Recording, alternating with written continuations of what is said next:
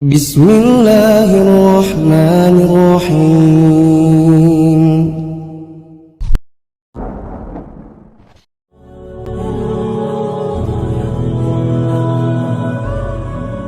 Assalamualaikum warahmatullahi wabarakatuh. Innal hamdalillah nahmaduhu wa nasta'inuhu wa nastaghfiruh wa na'udzu billahi min syururi anfusina wa sayyiati a'malina. May yahdihillahu fala mudhillalah wa may yudlil fala hadiyalah. Wa asyhadu an la ilaha illallah wahdahu la syarikalah wa asyhadu anna Muhammadan abduhu wa rasuluh alladzi la nabiyya ba'dah. Allahumma salli wa sallim wa barik ala nabiyyina Muhammad wa ala alihi wa ashabihi wa man ittaba'ahum bi ihsanin ila yaumil qiyamah. Amma ba'd, fa inna astaqal hadisi kitabullah wa khairal hadi hadi Muhammad sallallahu alaihi wasallam wa syarrul umuri muhdatsatuha fa inna kulla muhdatsatin bid'ah wa kulla bid'atin dhalalah wa kulla dhalalatin finnar. Hadratal musallin wa ma'asyiral hadirin wa sa'adatal mukarramin, Bapak Ibu keluarga besar Lenggar Kidul yang berbahagia, melanjutkan rutinan kita wawasan kitab Al-Mukhtasarus Tsamin fi Siratin Nabi wa Khulafaihir Rasyidin, mempelajari secara singkat Nabi serta 4 sahabatnya yang utama, yaitu Khulafaur Rasyidin, yang kita selingi dengan beberapa hal, termasuk hal-hal yang menjadi adab keseharian namun mendatangkan banyak sekali ganjaran. Sekarang kita kembali ke kitab tersebut, membahas setelah mukjizat Nabi, yaitu sisi kehidupan Nabi. Membicarakan sisi kehidupan Nabi itu ada maksud dari Allah Subhanahu wa ta'ala tentang ketauhidan, sehingga Nabi itu bukanlah Tuhan. Artinya Nabi punya sisi manusia karena Nabi itu adalah makhluk, yaitu hamba Allah Subhanahu wa ta'ala, sehingga selamanya sampai akhir hari nanti, yaitu sampai hari kiamat, sampai kapanpun itu tidak akan pernah yang namanya Nabi bisa menjadi Tuhan atau Nabi itu legal untuk dipertuhankan. Itu tidak bisa. Dan ini yang kemudian oleh Nabi dimaklumatkan kepada seluruh umatnya, bahwasanya beliau adalah sosok manusia biasa, sehingga kalau orang Jawa membahasakan untuk memanusiakan manusia biasa itu Nabi istilahnya itu kemenungsan. Artinya Nabi itu betul-betul dari segala sisi dan sudut pandangnya manusia biasa. Hanya saja beliau adalah Rasulullah, utusan Allah Subhanahu wa ta'ala, sehingga orang tidak bisa masuk surga kecuali dengan jalan Nabi.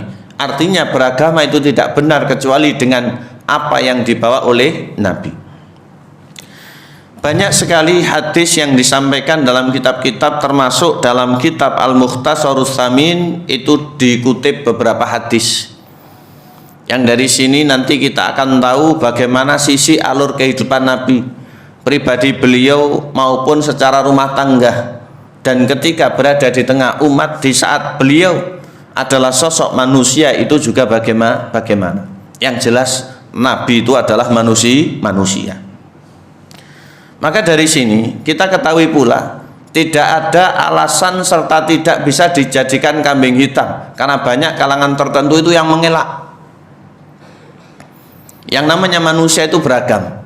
Di saat mereka tidak mengikuti ajaran langit yang disampaikan oleh para nabi, itu berbagai macam penolakannya. Di satu sisi ada yang ngomong, lah iya memang utusan Allah malaikat sehingga dia kangelan melu, ya. Di sisi yang lain mereka juga ada anggapan, coba yang diutus itu malaikat, pasti kita akan mau ikut.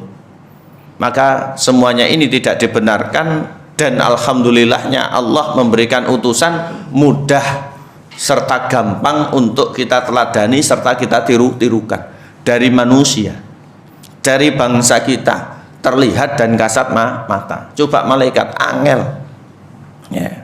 Malaikat itu susah untuk dilihat, bahkan tidak bisa. Disebutkan dalam hadis, Nabi pernah bersabda seraya berdoa, ada di riwayatnya Imam Bukhari dan Imam Muslim.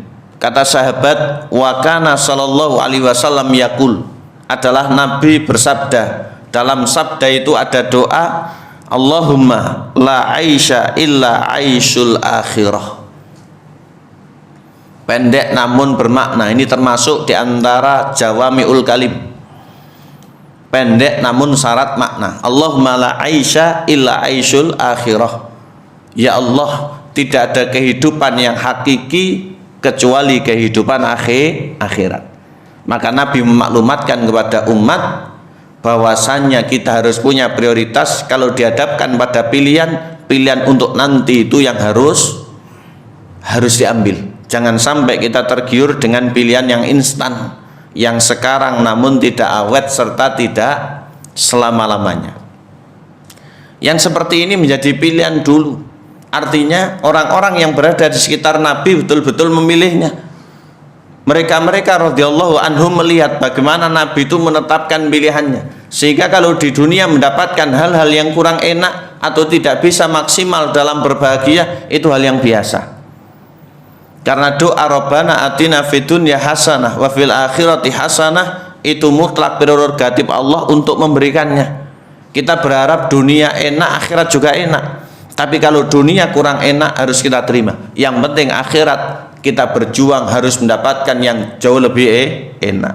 Jangan sampai orang di dunia enak tapi di akhirat tidak selamat.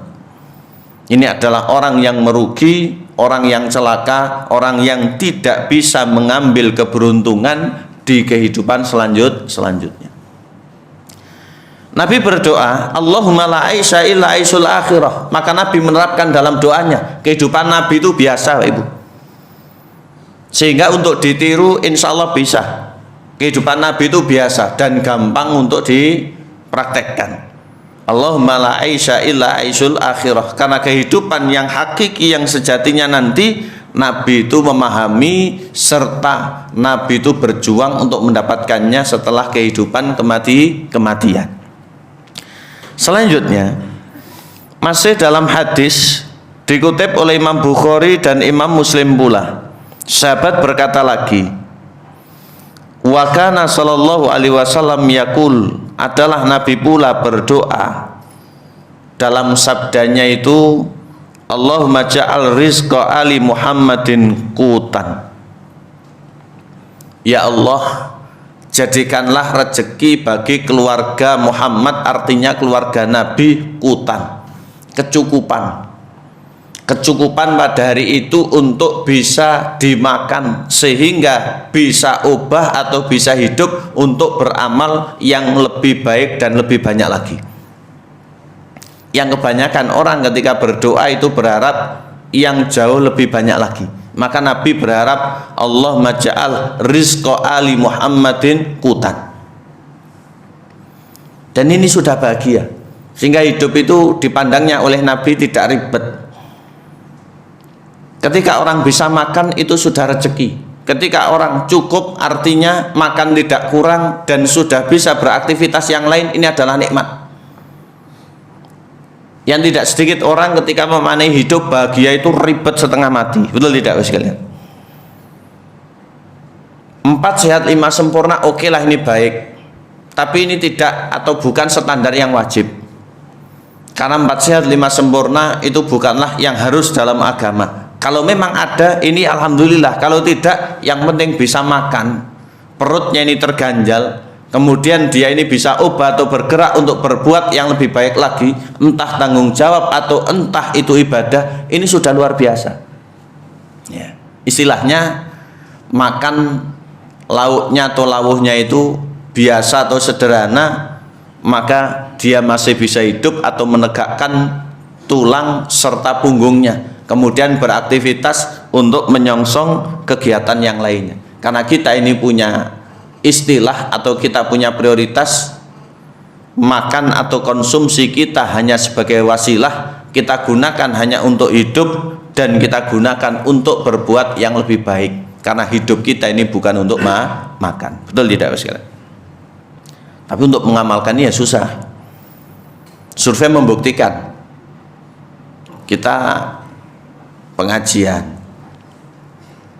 kita bekerja, bahkan kita kadang kerjasama atau kerja bakti atau kerja bareng, santai di ruangan yang tenang, di tempat yang ber-AC, apalagi hawos-hawos ya, atau dan seterusnya.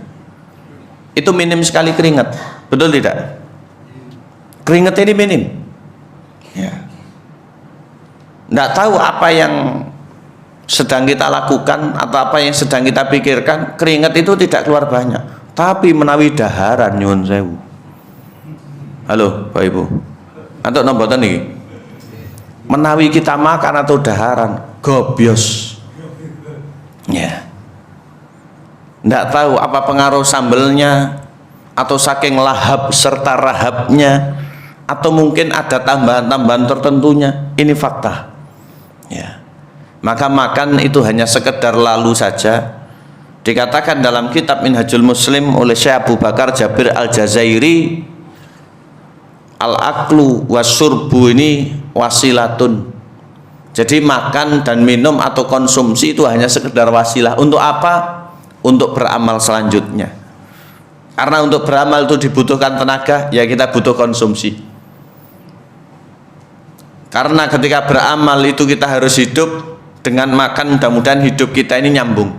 Walaupun bukan jaminan orang makan itu akan selalu hidup, dan kalau tidak makan itu mesti mati, tidak ya. Maka dari situ doanya Nabi, Allahumma ja'al rizqa ali Muhammadin kutan, ini diantara yang perlu untuk kita praktekkan. Mudah-mudahan dalam setiap harinya kita diberikan kecukupan, minimal kita bisa makan. Selanjutnya dalam hadis yang lain, yaitu diriwayatkan oleh Imam Bukhari, wa kana sallallahu alaihi wasallam, sahabat berkata, adalah Nabi sallallahu alaihi wasallam yarbitul hajara ala batnihi minal ju', pernah dalam hidupnya itu di satu sisi atau di satu waktu menali batu, artinya mengganjal perutnya itu dengan batu-batu. Kenapa? Minal ju', karena untuk menghalangi atau meminimalisir rasa lapar. Coba kita bayangkan, kita ini lapar. Yang namanya lapar itu relatif, tapi di waktu-waktu tertentu itu biasanya mulai dari pagi, kalau tidak mulai siang, kalau tidak mulai sore. Karena kita idealnya itu berkonsumsi untuk makan atau makanan berat itu sehari sebanyak berapa kali? Halo Pak Ibu, 3 kali, walaupun mungkin ada yang 4 ya, minimal 3 kali ya, walaupun mungkin ada yang 4 dan seterusnya. Tapi saya yakin panjenengan yang berusia 50 ke atas itu kadang malah mengurangi, ada yang hanya pagi dan sore saja. Ketika kita lapar, maka pikiran kita ini akan fokus nyari makan, karena duit ada, makanan juga disediakan, sehingga jauh lebih gampang.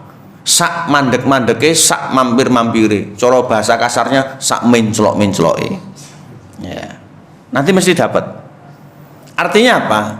Dari dalam rasa lapar ini kita tanggulangi dengan masukkan sesuatu. Coba Nabi luwe, beliau adalah lapar saat itu, mboten dijoki karena kondisinya memang seperti itu, tapi diganjel dari luar.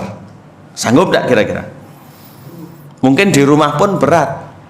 Bu, aku kok luwe, wetenge diganjel watu Pak. Halo. Bu, luwe, wetenge diganjel watu Pak. Tidak ada. Jadi kalau kita lapar, kita masukin sesuatu untuk menghilangkan rasa lapar tadi, karena obatnya orang lapar itu makan. Niki Kanjeng Nabi lapar, ditaleni, diganjel dengan batu untuk meminimalisir lapar. Soalnya yang dimakan itu tidak ada. Hadisnya secara lengkap ngeten wae. Disebutkan oleh Jabir radhiyallahu anhu, inna yaumal khandaq nahfiru. Dulu ketika momentum peristiwa perang Khandaq atau perang Ahzab itu, kita ini rame-rame bekerja bakti nahfiru, menggali untuk membuat parit. Ini ada di kitab Riyadhus Shalihin. Fa'aradat qutyatun syadidah, maka di galian itu ada satu batu besar yang disebut dengan qutyah syadidah, aikit atau salabin minal ardi. Cara sakniki ngoten nggih, lemah padas sing watos yang tidak bisa dihancurkan oleh siapapun. Karena memang alatnya terbatas. Ya kalau sekarang dengan segala alat hampir semuanya tidak ada halangan. Tapi zaman dulu susah. Ya, cangkul, kemudian palu, kemudian ganjo, alat-alat yang sederhana. Niki duduk lemah, gurun pasir, ketiga dawa, paceklik, hebat, campur batu-batu, alatnya terbatas. Mungkin kalau dibuka pendaftaran relawan ngoten ya berat ya. Untuk zaman sekarang. Tapi zaman dulu karena memang surga balasannya, para mujahidin itu belum perang, persiapannya perang itu pun sudah bernilai pahala. Akhirnya faja'un Nabi sallallahu alaihi wasallam, para sahabat itu matur kepada Rasulullah. Faqalu hadzi qutyatun aradat fil khandaq. Kanjeng Nabi, enten ngoten niku wau menjadi problem. Artinya Nabi ada tanah yang sangat keras sekali sehingga kami untuk mengangkatnya tidak bisa, menghancurkannya pun tidak mampu. Apa yang dilakukan oleh Nabi? Beliau bersabda, ana nazil, tunggu sebentar, saya yang akan turun. Ya. Nabi yang akan mengeksekusinya. Nabi ini adalah sosok pemimpin, Nabi ini adalah sosok panutan. Tidak hanya kemudian tangannya itu dimasukkan ke saku misalkan, atau tidak hanya beliau ini berpangku tangan, tapi juga yang paling terdepan. Maka layaknya seorang pemimpin atau panutan itu melakukan. Maka summa qama wa batnuhu maksubun bihajar. Kata Jabir, Nabi setelah itu beranjak dari tempatnya untuk menuju qutyah tadi yang akan dihancurkan, objek yang sangat keras tadi. Wa batnuhu maksubun bihajar, perutnya ini maksubun bihajar, terganjal dengan banyak sekali batu-batu segegaman tangan. Walabisna salasata ayamin lanaduku dawakon. Di momentum itu selama 3 hari 3 malam kita tidak mendapatkan makanan untuk bisa dimakan. 3 dinten, 3 hari 3 malam tidak makan. Bayangkan sekalian. Coba kita ingat-ingat, pernahkah kita ini mboten klebon napa-napa, artinya tidak bisa makan sampai waktu paling lama berapa hari? Kula bagi madhab yamin sisih tengen, madhab shimal sisih kiwa. Bapak-bapak yang kanan paling lama mboten daran berapa waktu, berapa hari, berapa malam jenengan? Enten yang benjami kudu ya. Ya. Belum ada jawaban. Bapak-bapak yang sisi kiri 1 hari. 1 hari. Niku karena apa, Pak? Puasa. Allahu Akbar.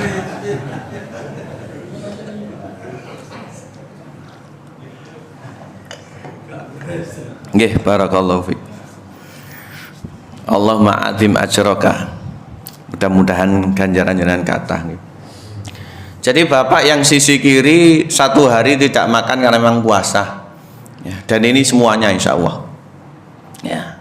Jadi kita ini maksimal 1 hari dan puasa pun kita tidak ada yang wisol. Kanjeng Nabi 3 hari 3 malam boten klebon nopo. Bayangkan kita 3 hari 3 malam boten klebon nopo.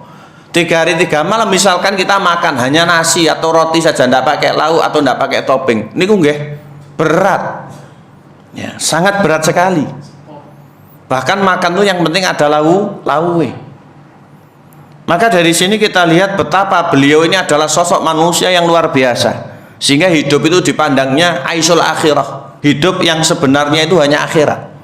Kalau di dunia mendapati seperti itu biarkan. sekiranya Nabi mohon kepada Allah kemudian diberikan mukjizat yang banyak, nunggih kelakon, tapi mboten sak nggen-nggen, mboten sak wayah-wayah. Ya. Mukjizat Nabi ini tidak kemudian sak dek sak nyek dipergunakan. Ini adalah ujian, meladankan kepada kita betapa hidup itu ada sisi diantaranya dukanya. Dan mboten mau ngoten nunggih mboten masalah zaman riyin. Zaman sekarang ada orang masuk Islam kok tidak makan 3 hari 3 malam, niku nggih awang-awangan. Ya. Karena di antara masuk Islam seneng rame-rame makan, ya. Ini kok tidak makan, ini juga awang-awangan. Maka mari kita kuatkan iman dengan ilmu.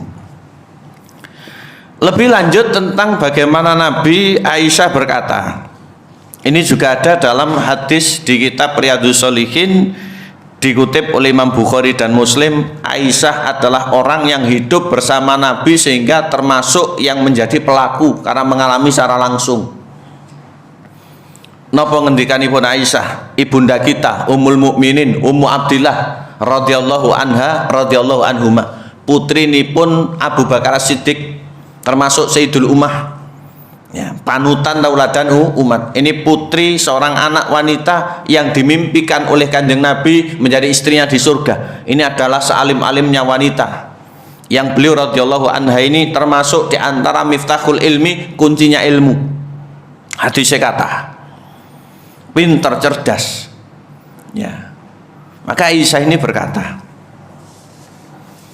beliau punya keponakan yang bernama Urwah bin Zubair, putra dari Asma dengan Zubair bin Awam.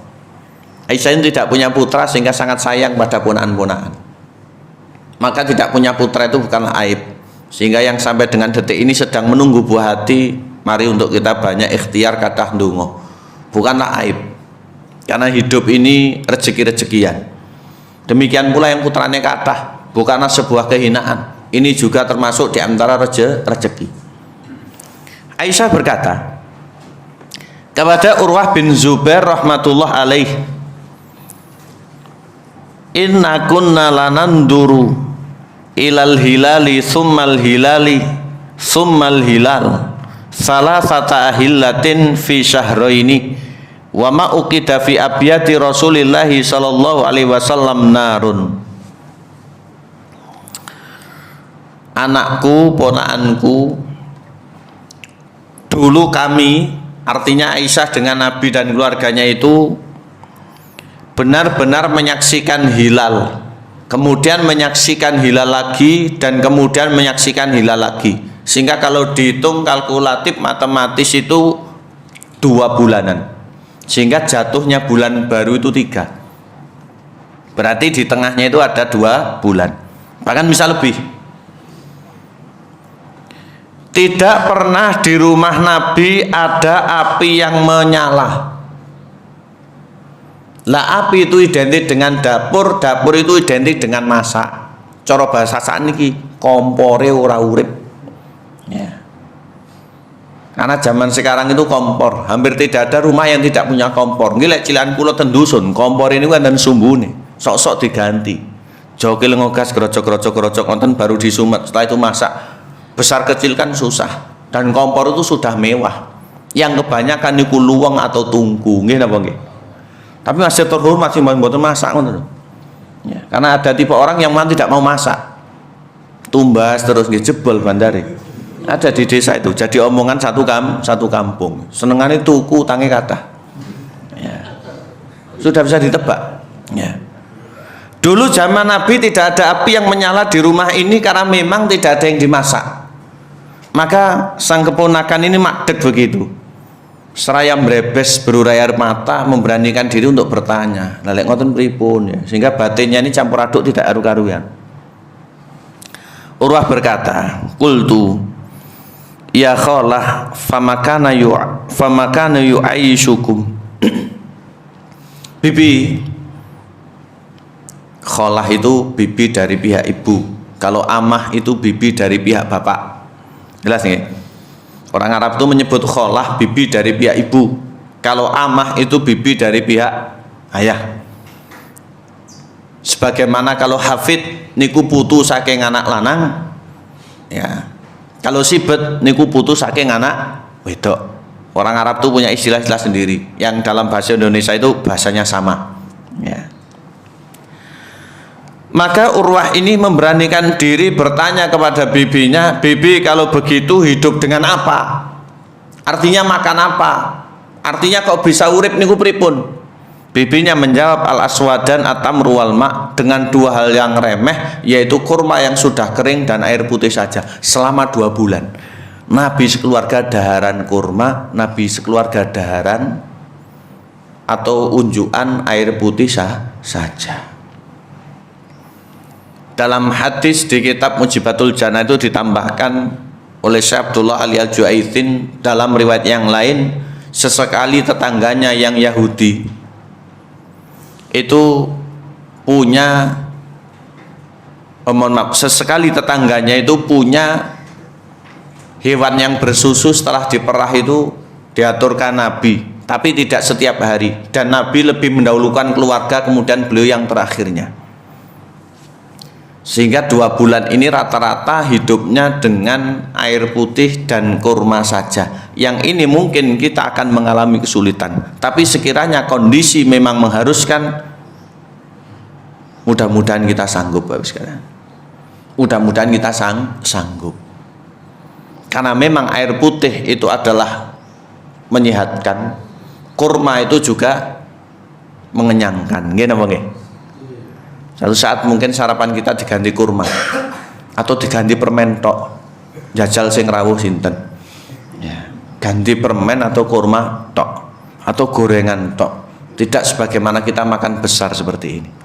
Karena seperti itu adalah bonus sehingga tidak wajib atau tidak lazim. Kalau diwajibkan atau diharuskan ya juga tidak tepat hukumnya.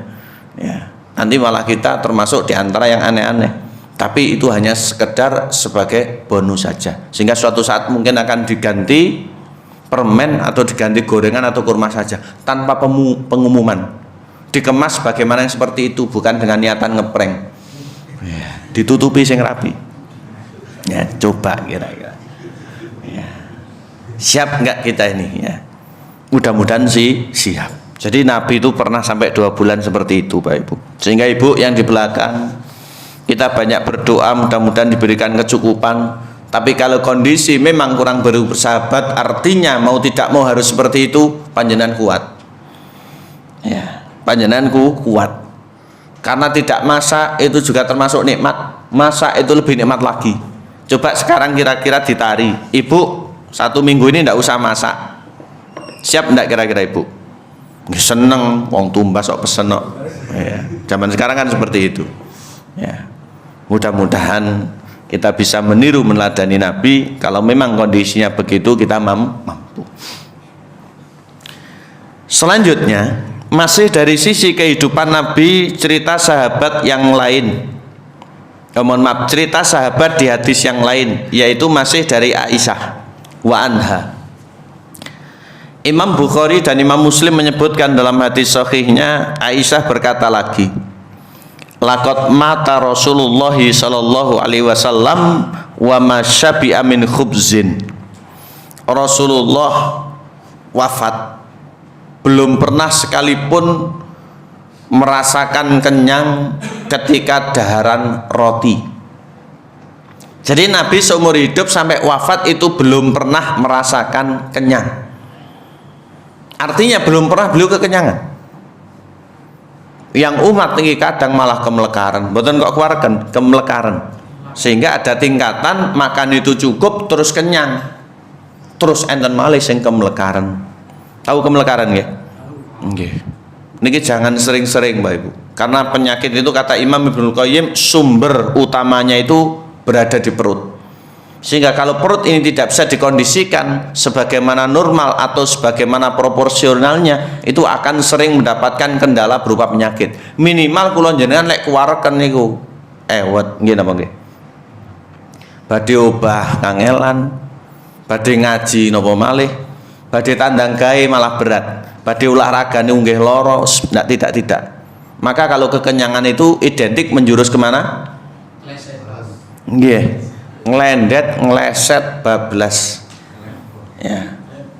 Ngelendet, ngeleset, bablas. Oleh karena itu Rasulullah itu kenapa menyebutkan angop itu dari setan?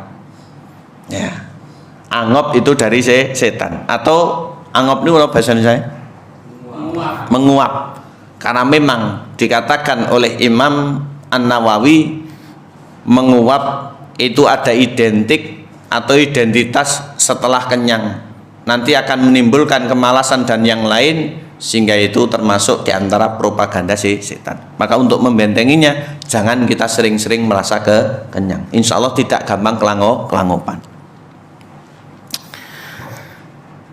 Wa zaitin fi yaumin wahidin marratain. Juga Nabi itu tidak pernah seumur hidupnya pernah kenyang dari minum minyak. Jadi roti tadi digandengi dengan minyak dalam satu hari selama 2 kali. Yang umat ini sering dalam setiap makan bahkan lebih 3 kali barang niku kita gampang kenyang. Allahumma ighfir lana, nastaghfiruhu wa natubu ilaih. Mudah-mudahan Allah memaafkan segala khilaf dan luput kita. Selanjutnya disampaikan masih oleh Aisyah wa anha, beliau berkata lagi, dikutip dalam hadis riwayat Imam Bukhari, tufiya Rasulullah sallallahu alaihi wasallam wa dir'uhu marhunun inda yahudiyyin bi 30 sa'an min syair. Adalah Rasulullah wafat dalam kondisi baju besinya tergadaikan kepada orang Yahudi. Yahudi di sini adalah Yahudi yang dhimmi, bukan Yahudi yang harbi sebagaimana sekarang itu yang perbuatannya tidak aru-karuan. Harbi niku musuhi, merangi, genosida. Tapi kalau dhimmi itu hidup berdampingan. Ya, dhimmi itu ahlu dhimmah, hidup berdampingan. Di zaman Nabi niku kathah.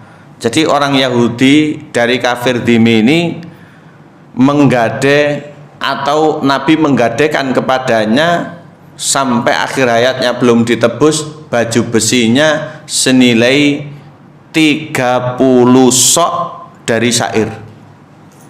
30 sok dari syair. Jadi 1 sok itu 4 mud, kalau 30 sok berarti 120 mud.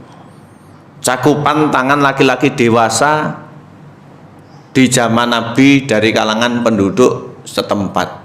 Sehingga kalau dikilokan, kalau 1 kilonya 4, kalau 120 kurang lebih 30 kiloan lah ya, 30 kiloan.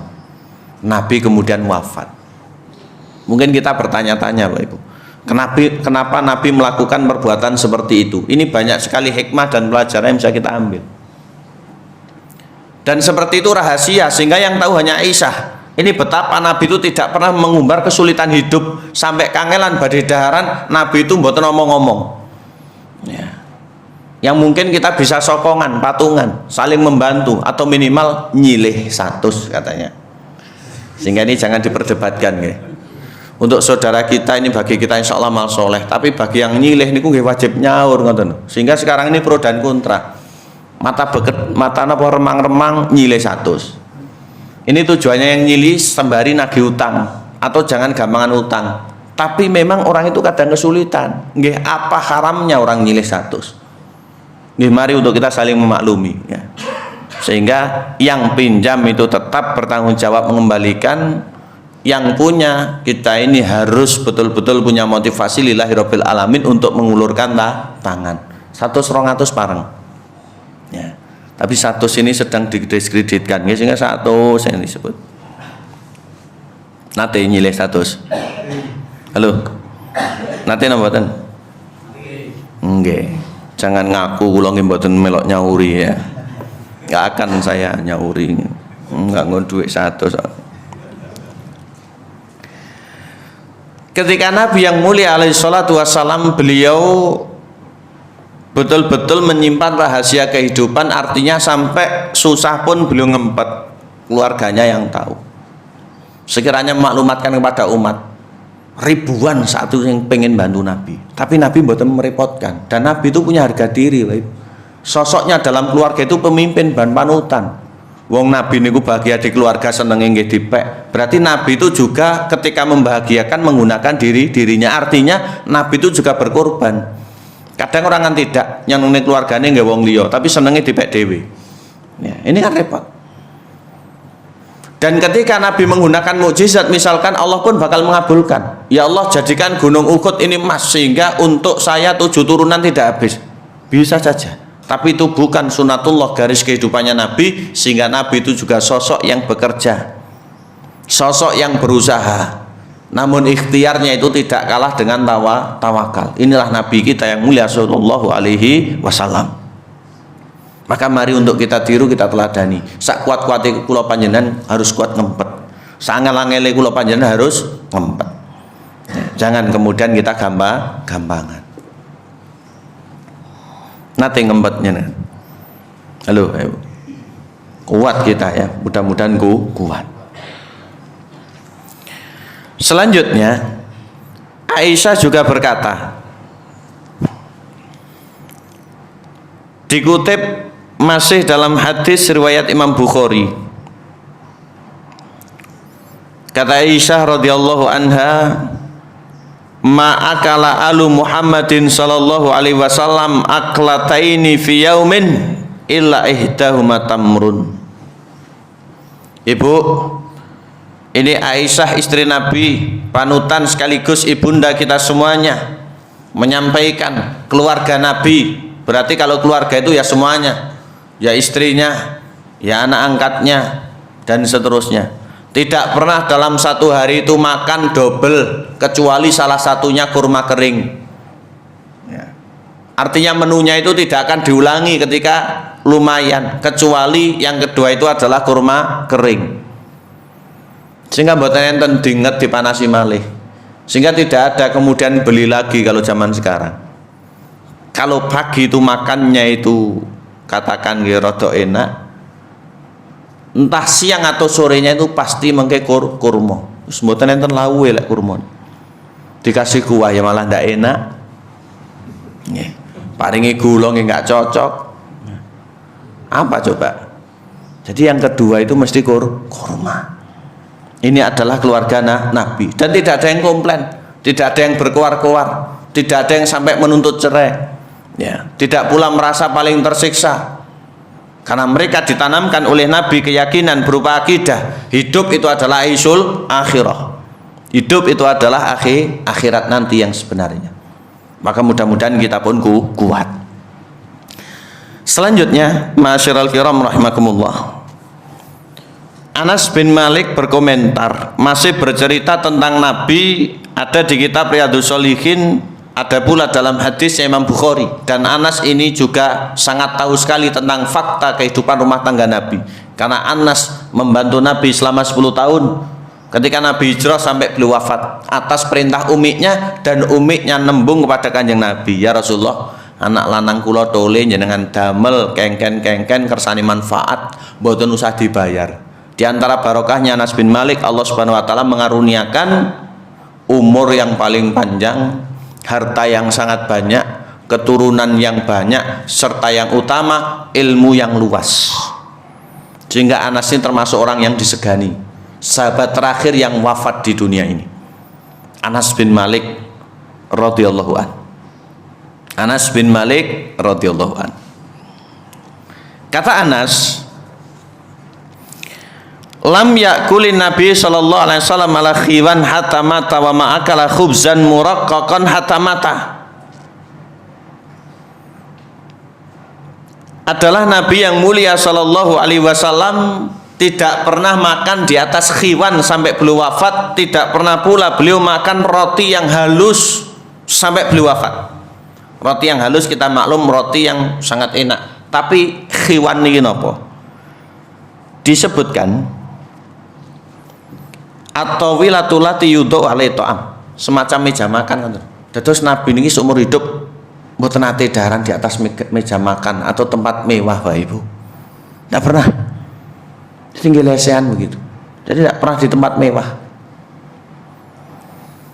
Wa qala Imam Ibnu Battal, tarakahu alaihi salatu wassalam al-aqla al-khiwan wa aklal muraqqaq innama huwa lidaf'i thayyibati dunya ikhtiyaran thayyibati hayatid daimah. Nabi rela tidak seperti itu dengan kehidupan yang dipilihnya sangat sederhana sekali, karena Nabi lebih mempertimbangkan dan punya prioritas nanti saja di akhirat. Ya. Jadi Nabi itu sampai seperti itu. Sehingga menawi teng griya kula panjenengan dereng enten meja makan, mami kok klesetan, nggih biasa. Tidak perlu hidup ini kita ratapi. Garisnya pun ngoten niku. Jadi kita ini tidak perlu meratap. Maka Nabi makan itu tidak pernah di atas khiwan, roti pun juga tidak pernah halus. Disampaikan oleh Anas bin Malik tidak pernah makan roti halus karena Anas bin Malik itu tahu penggilingan di rumah Nabi untuk membuat roti itu sangat sederhana, bahkan mendekati rusak. Sehingga mungkin hasilnya itu nggak amburadul. Sehingga rotinya itu nggak kasar. Ya, rotinya itu kasar. Kita saja kalau makan roti pilih yang paling halus, pilih yang paling empuk, pilih yang paling enak, terus larang. Lek mboten larang gengsi, nggih napa nggih? Sehingga Surabaya Sidoarjo nyuwun sewu saya larang saya antri.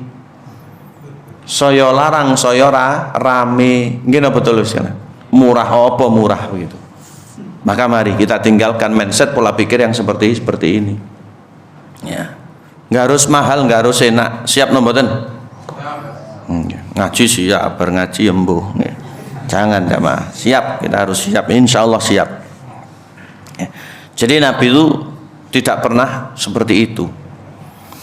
Selanjutnya Qatadah berkata, Qatadah rahimahullah menyampaikan, ini adalah Imam ahli tafsir, sebagaimana dalam kutipan beberapa riwayat termasuk dalam riwayatnya Imam Bukhari. Kata Qatadah, kunna na'ti Anas bin Malik radhiyallahu an. Kami pernah mendatangi sahabat Nabi Anas bin Malik. Mendatangi ini dalam rangka menuntut ilmu, pengen tahu hadis dan kejadian seputar Nabi itu bagaimana. Ini adalah Qatadah. Sehingga tiang riyen niku lek pengen ngertos nggih ilmu. Ya. Sehingga tidak boleh kita merasa sombong, lek gelem ya ilmune teko, ini tidak boleh.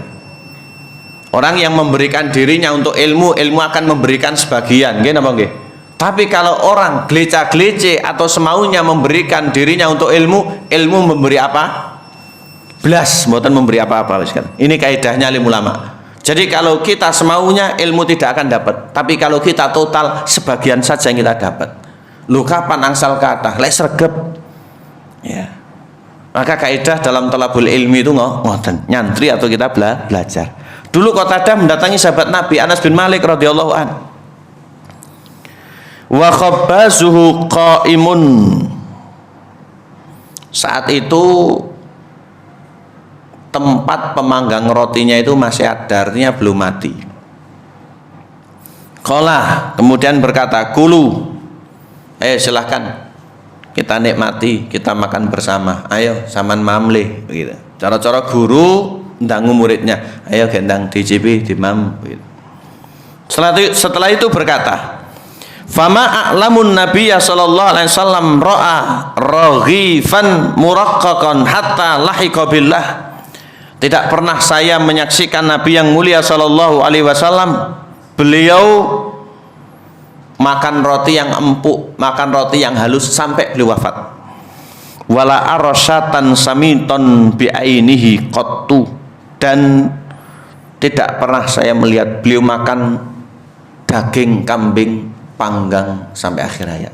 Artinya di sini beliau sering kemudian membuat dalam hidupnya atau dalam keluarganya itu semacam kambing guling.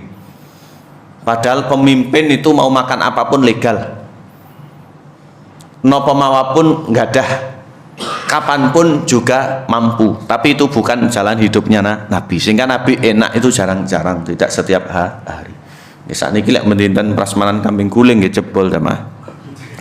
Jadi disebut syatan samiton, itu artinya adalah masfiyah. Sebagaimana dalam kitab Lisanul Arab oleh Imam Ibnu Mandur, masfiyah niku panggang diguling.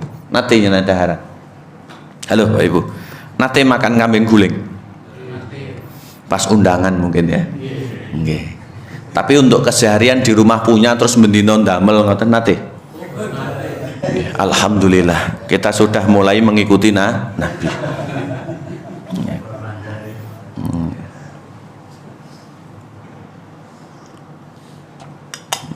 Walaupun bakul kambing atau peternak kambing niku nggih jarang. Pertama karena iman. Ya.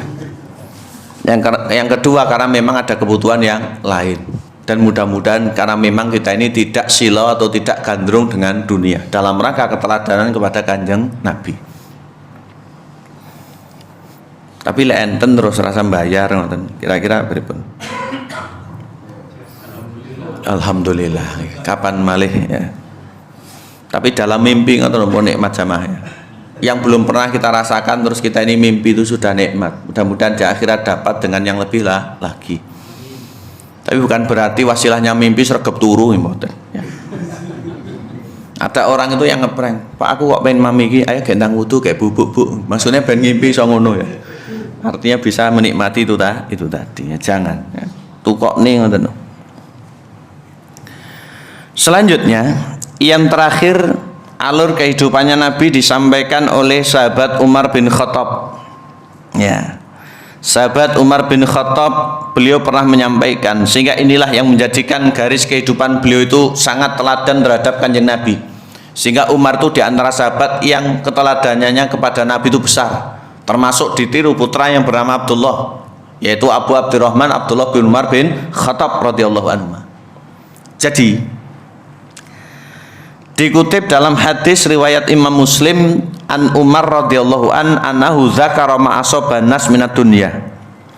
Dulu Umar ini pernah menyebutkan tentang ujian-ujian yang pernah menimpa orang. Dan Umar ini ujiannya banyak.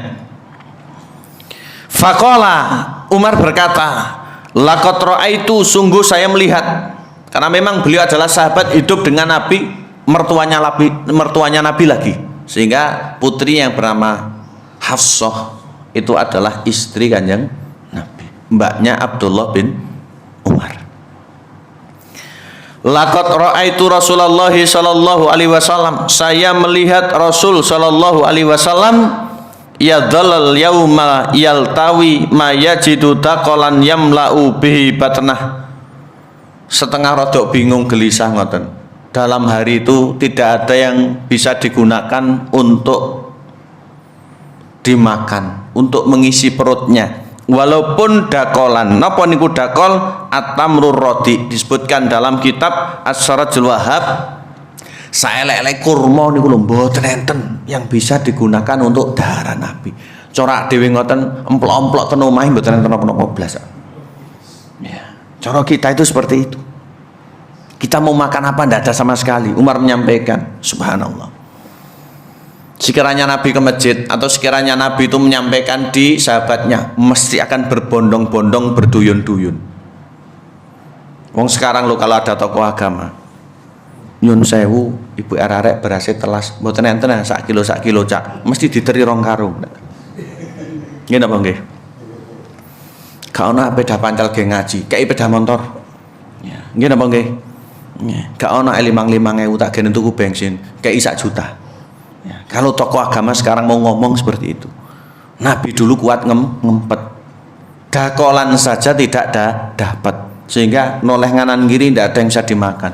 Beliau ya kuat, subhanallah. Mari ini kita teladankan pada diri kita, sehingga di sisi ini mudah-mudahan hidup kita itu terhormat, karena terhormat itu terletak pada tidak merepotkan orang lain, yang disebut dengan punya ifah. Karena orang yang meminta-minta apalagi tanpa darurat itu termasuk di antara orang yang gampang merepotkan, sehingga dia punya harga diri itu berkurang. Makanya ada sebuah hadis yang dikutip dalam kitab Riyadhus Shalihin, diriwayatkan oleh Imam Sunan. Nabi menyebutkan beberapa hal, termasuk tidaklah orang meminta-minta kecuali Allah membukakan baginya pintu kemelaratan. Sehingga semakin orang merasakan enak dengan meminta, semakin dia merasa kurang, dirinya semakin melarat.